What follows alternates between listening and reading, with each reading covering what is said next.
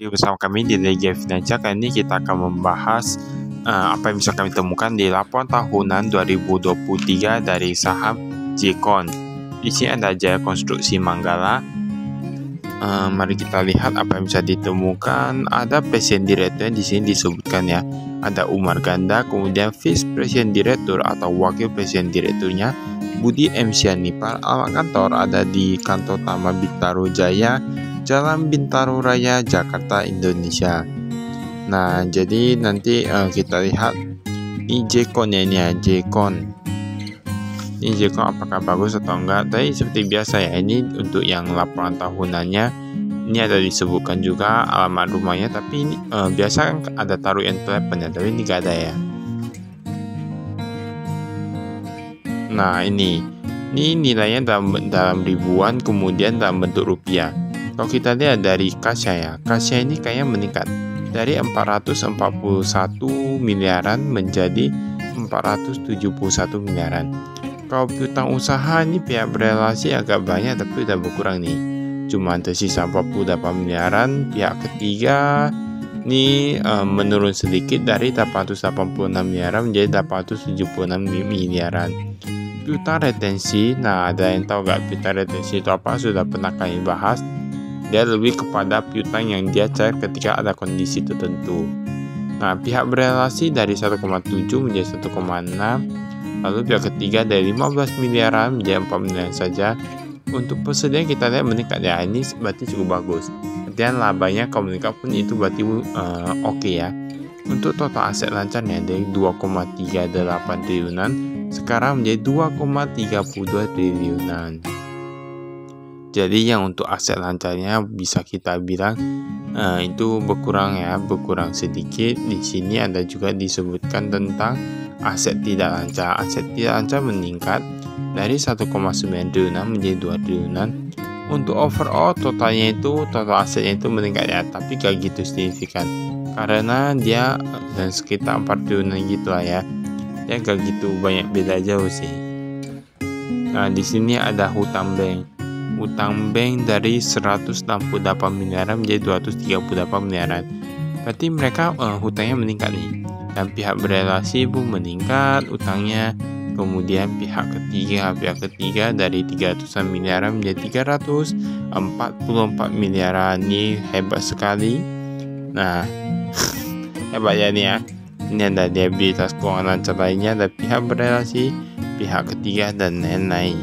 Ini total liabilitas jangka pendek ada sekitar 1,1 triliunan dari 1,2. Kemudian untuk liabilitas jangka pendek juga menurun dari totalnya itu. Liabilitas menurun dari 1,4 triliunan menjadi 1,34 triliunan. Berarti ini masih oke lah ya. Oke. Mengapa? Karena ekuitas meningkat, liabilitas menurun, dan mengalami kondisi hampir sama seperti itulah ya. Di sini kita lihat total ekuitasnya dari 2,8 jadi 2,5 menjadi 3,05. Kemudian ada pendapatan usaha. Kalau kita lihat dari sini tampaknya ini sedikit meningkat ya, dari 4,4 triliunan sekarang menjadi 4,5 triliunan. Beban pokok pendapatan, beban pokok pendapatan menurun. Padahal dia kan penjualan meningkat, tapi beban pokok pendapatan menurun itu masih agak baik sih. Penghasilan lain-lain hanya agak menurun dari 44 miliaran menjadi 35 miliaran. Beban umum dan administrasi, nah ini berkurang cukup drastis, 340 miliaran menjadi 320 miliaran. Lalu ada beban lain-lain dan juga lainnya. Untuk beban keuangannya ya, kalau kita lihat beban keuangannya itu meningkat dari 19 triliunan menjadi 31 triliunan. Nah, itulah yang perlu dilihat juga ya. Di sini ada laba tahun berjalan dari 200 triliunan menjadi 241 triliunan. Berarti masih oke ya, karena dia memiliki maksudnya dia naik ya. Ini kita skip ya.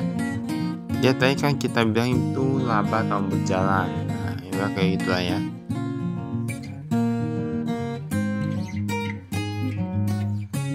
Lalu di sini ada arus kas dari aktivitas operasional. Penerimaan dari pelanggan kita lihat meningkat dari 4,1 triliunan menjadi 4,7 triliunan.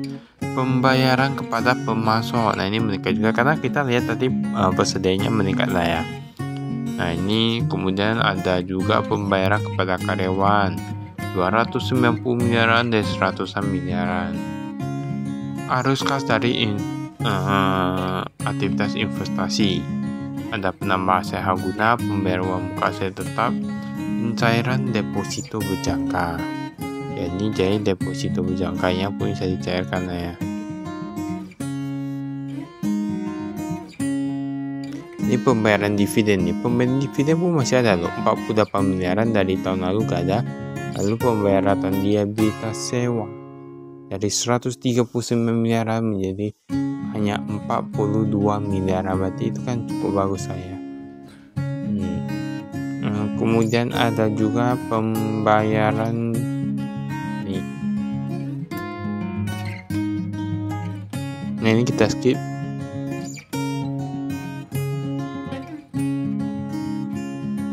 Nah ini di sini ada disebutkan Dewan Komisarisnya, ada presiden direkturnya siapa, Dewan Komisaris ada Yohanes Hengki Wijaya, kemudian Komisaris Masagus Islami Ismail Ning, lalu presiden direktur Umar Ganda, wakil presiden direktur Budi M. Sianipa, dan beserta jajaran lainnya. Kalau kita lihat ya, dari yang tahun lalu presiden komisarisnya ini juga sama loh.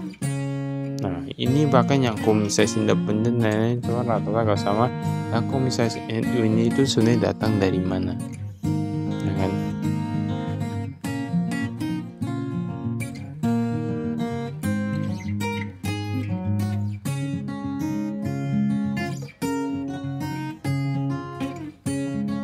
Nah ya ini kita skip.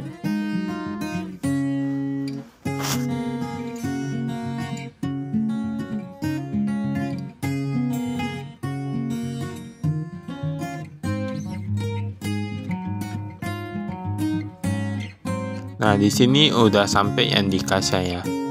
Kasya kalau kita lihat, mereka ada dibagi menjadi kas luar kota ataupun kas kantor pusat. Nah, kalau kantor pusatnya itu ada simpan sekitar 4,5 triliunan, dan untuk yang untuk yang di cash yang di luar kota ya 7 triliunan. Jadi ini memang semakin lama mengalami peningkatan. Oke. Dan kita lihat di sini ada cash on hand. Nah, ada mata uang asing dan lain-lain.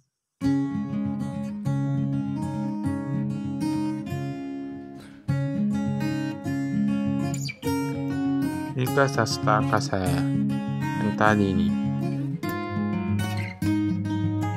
Tapi nggak ada yang tahu juga lah ya. Nah, di sini ada utang-utangnya, ada Bank Mandiri, udah ada Bank Aceh, Bank OCBC, Bank apa nih ya? Ini banyak kali ini.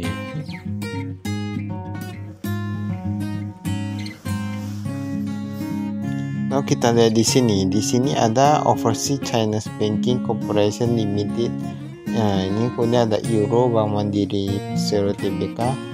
Untuk yang CNY, nah Chinese New York, nah di apa ya, ini Chinese Banking, oh ini luar biasa nih ya.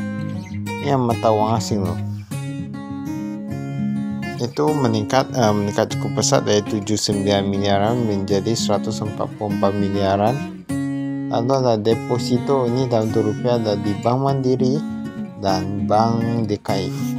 Untuk Bank Mandiri ini kan sekarang rata-rata hampir sama lah ya. Tapi ini menurun loh, kecuali yang bank apa ini, Bank DKI ini. Nah semua rata-rata turun, tapi yang Bank DKI ini naik.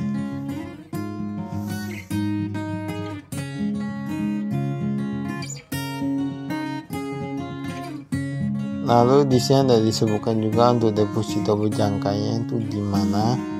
Ada PT Bank Rakyat Indonesia, Persero, Wahyudi, dan lain-lain.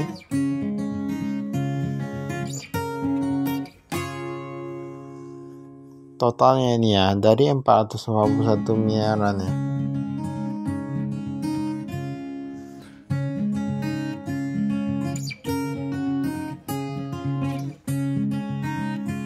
kemudian kita lihat.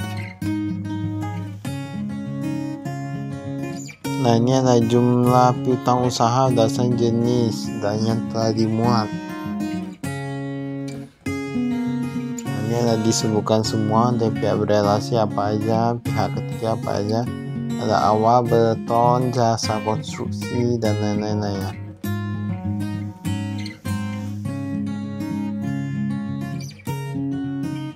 Jumlah piutang berdasarkan umur. Nah, kalau kita lihat di sini, ini kalau kami lihat ini kayaknya agak apa ya, agak kurang lancar ya.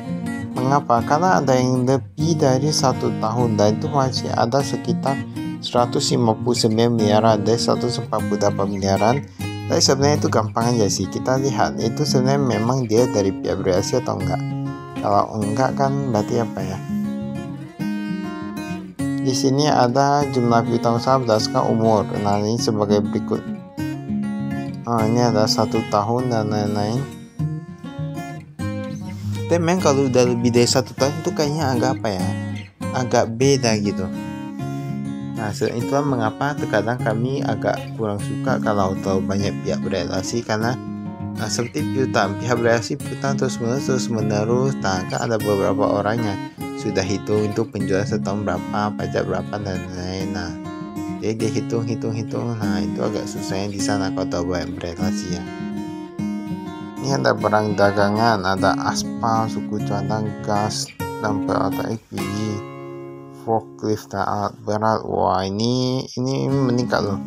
Ini meningkat banyak dari 200 miliaran menjadi 300 miliaran ya.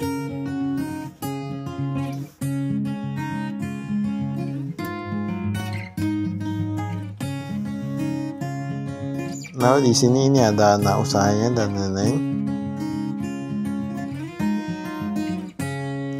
Perjalanan pihak proses ketiga.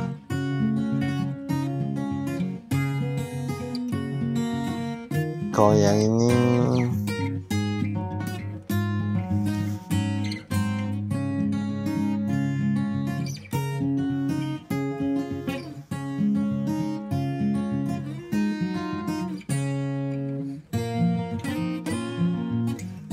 kalau ini apa yang di atas sana itu ya.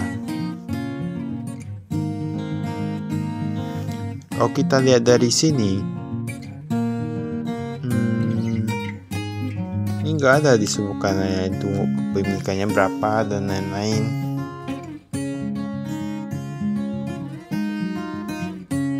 Ini ada nama anggota.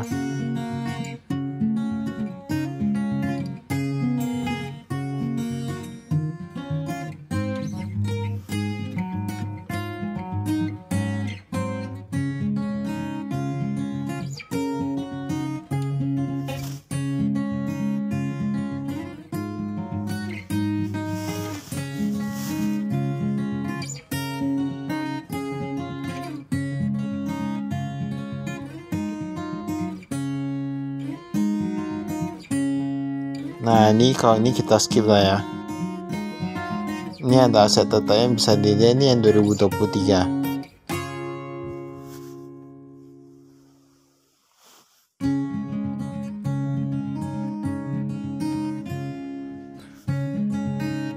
Bisa dilihat di sini ada penambahan, pengurangan, reklasifikasi.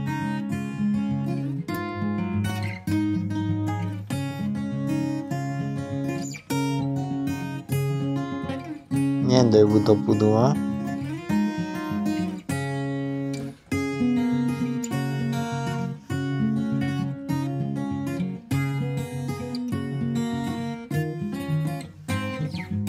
Nah, ini ada utambangnya.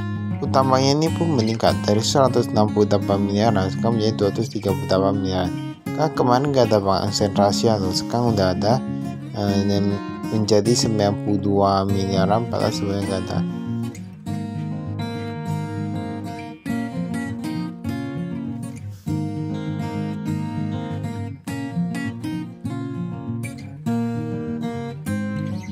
Ya, di sini ini kita skip.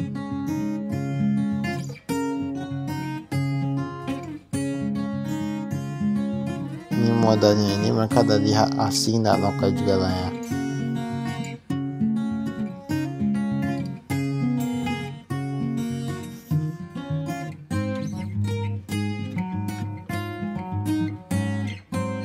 Nah, ini nama pemegang sahamnya. Nah, pemegang saham di sini paling banyak masih bukan. Nah, PD Pembangunan PD Pembangunan Jaya, tapi kita kan nggak tahu itu milik siapa. Dan yang kedua ada Umar Ganda ya. Umar Ganda, tapi kalau tidak salah sebagai sebagai direktur ya. Direktur atau komisaris nih.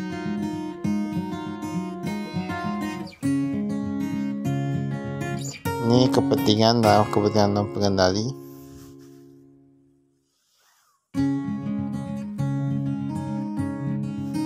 Ini bahan pokok pendapatan. Kalau kita lihat dari sini, memang bahan pokok pendapatan yang paling banyak itu kayaknya di aspal ya.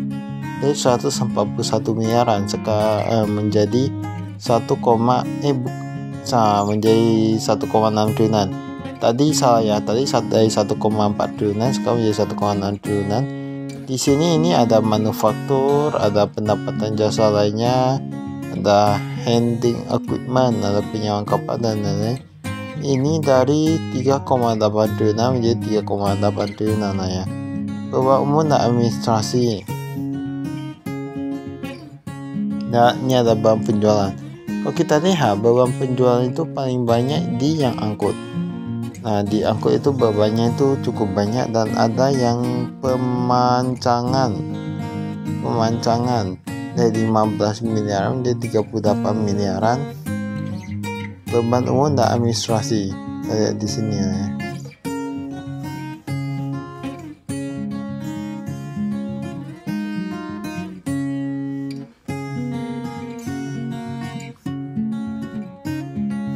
Ini ada beban keuangan bahkan meningkat dari 19 triliunan 19 miliaran menjadi 31 miliaran.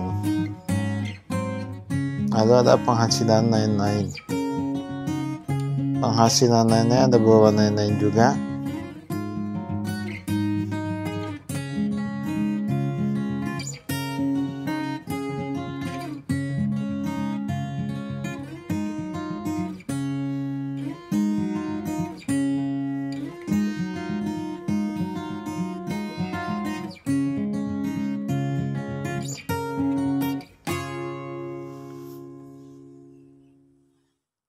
Di sini yang disebutkan untuk gas, aspal dan lain-lain.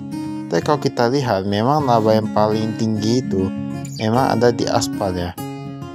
Aspal, baru yang kedua itu yang di manufaktur ya.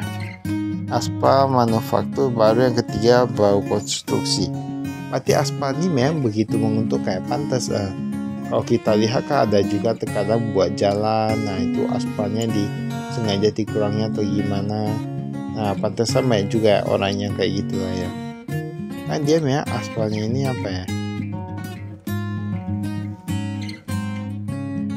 Baik, itu saya ada kami sekian, dan terima kasih, saya frustasi.